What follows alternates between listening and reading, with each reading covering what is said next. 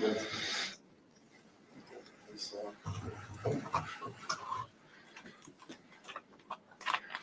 see. Oh, we got a mic up there? Oh, yeah. You guys need to. They, Oh, gotcha.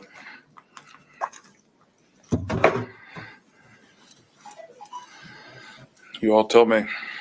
All right. I'm Chief Walls, Clarksville Police Department. Most everyone, you know why you're here. Last night at approximately 12:22, officers were dispatched to 1961 Green Tree Boulevard, apartment number 301, in reference to a shooting. Officers dispatched at 12:22, and we had officers on scene in 12:23.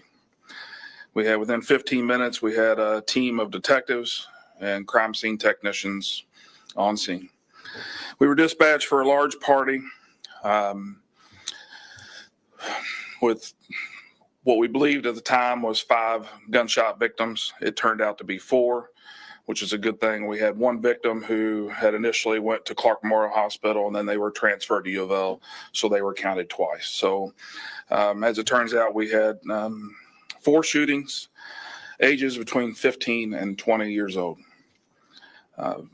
Thankfully, none of those are life-threatening, and we have nobody in critical condition.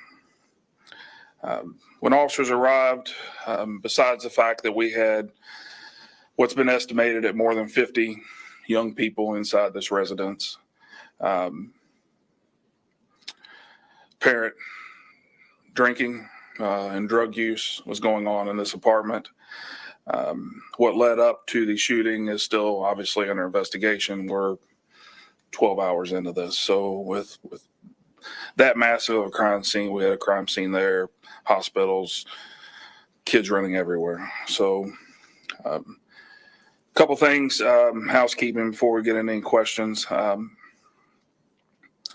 Want to thank, we had a lot of assistance last night. When things like this go down, we have mutual aid is incredible in our area. We all work well together. Jeff Police, very helpful. Clark County Sheriff's Department, Clark Memorial Hospital, University of Louisville Hospital, and Heartland EMS all really came through last night to help pull this team effort together. Officers, there's a lot that, we're obviously still working through. We have several witnesses and several more that we haven't identified yet. We will share information shortly about if you have a child who was there. We would like you to step forward, like you to reach out. We'll share that information shortly. We'll put it out with all you guys so you can share it. But we need to know what people have seen. I've been contacted by people who were there. Their kids were there earlier in the night before things got out of control. So it'll all be a big puzzle and just trying to put it all together. We have 2 guns recovered that we believe were the guns that were used in this situation. We're not exactly sure. It appears to be somewhat of a shootout. So we're thankful. This could have been a lot worse. It's still awful, but obviously could have been a lot worse.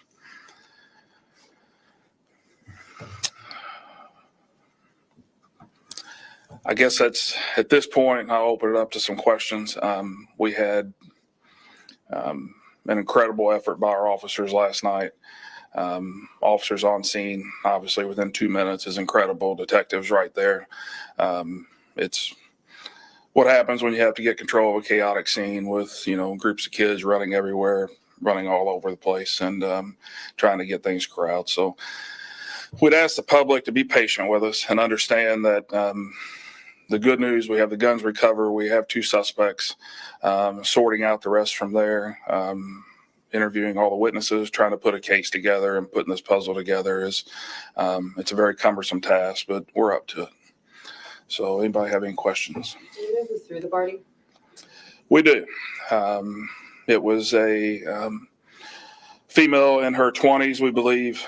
We believe she was an employee at the apartment complex who was living there.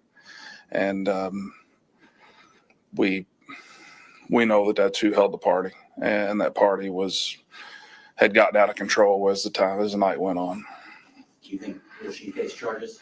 It's early in the investigation, but I would have a hard time imagining that she would be able to get around that. You say it was a bit of a shootout, 2 guns recovered. Is it just 2? Were there more involved? We believe just from our crime scene technicians that it was two guns involved, and that those both are out of play at this point. Earlier, you all said that there was no current threat to the public. Does that still stand? Yeah, well, I mean, obviously we're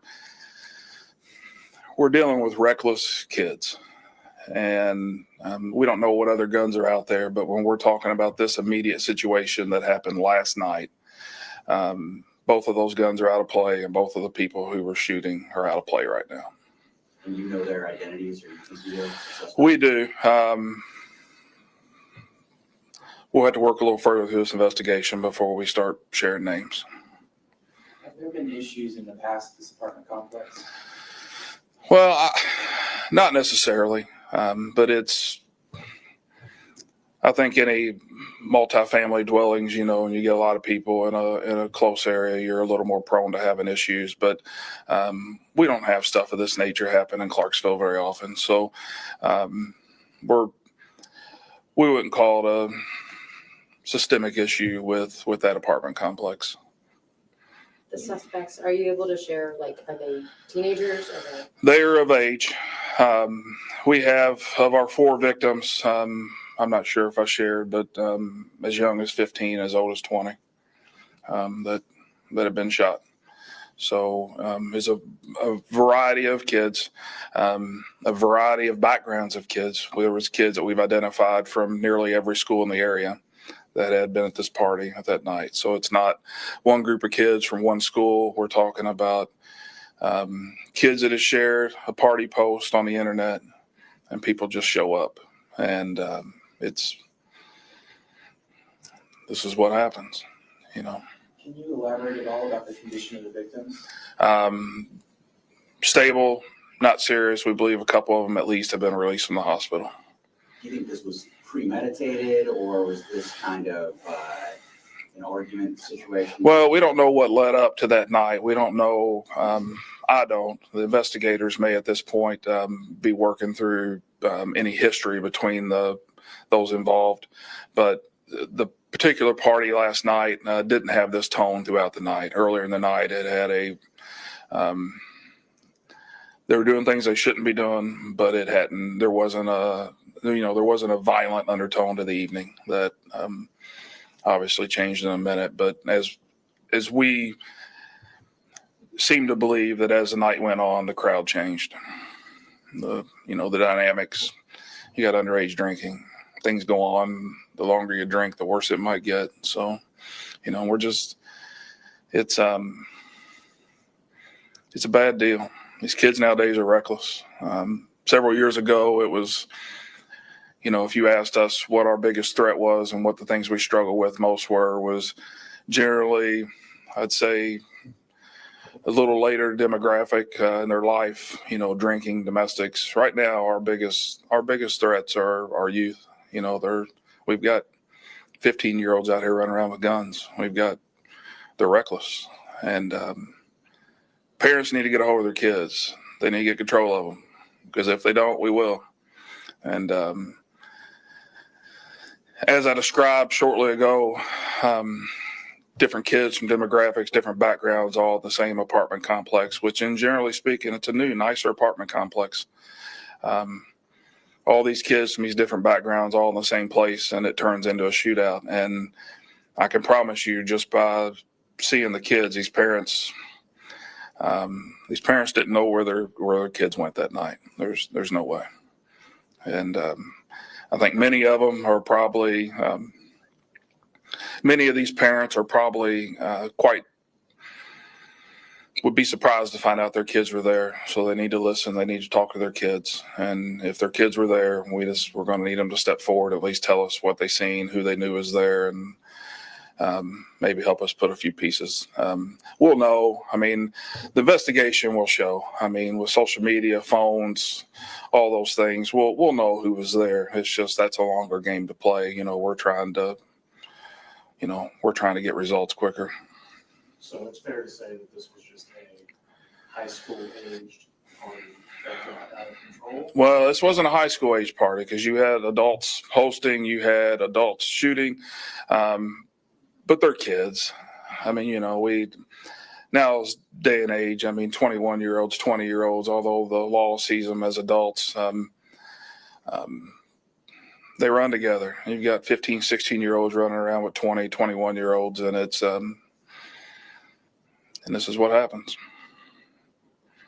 You talked about how it's a large crowd. Do you have a rough number? Is it, we're talking 100? Well, we are preliminarily, we believe that throughout the night, probably 100 or more, it came and went. How many were there at that moment, we're not exactly sure. But neighbors and people had described it sounding like, a herd of cattle running through the building or running through the complex. And when officers arrived, there were people running everywhere. So I think it's safe to say there was dozens there at the time. Been in touch with department managers or anybody like that? What do they say? Well, we've talked to people on scene. It's an enormous canvas. We had, I believe, 6 detectives out last night working. A team of officers. We had officers who just heard the call or came in off duty just to help. And we're talking several crime scenes, several locations. So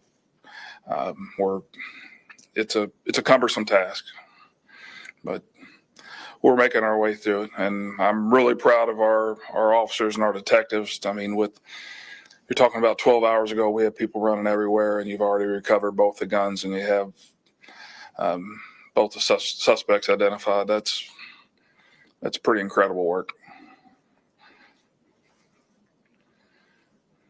Got anything else? All right. We will, throughout the weekend, if anything substantial happens, we will reach back out and post or share additional information as needed. The next time something involving this case that's we deem, earth-shattering or super important, that we'll reach out and make sure everybody knows. A little bit of information I want to share. If anybody might be watching, if they have a pen, I'll give you a second to or get your phone ready to type. But if we have anybody who has information, if you have information directly that your kid was there or your kid is spoke with somebody whose kid was present or in the building, we would like them to call. That number is 812-7151, and it's extension 292. And that'll lead you to Alicia Burris, who is our criminal analyst. They can leave a message. If you would like, you can email also. If you have information that you believe to come from a good source, feel free to email.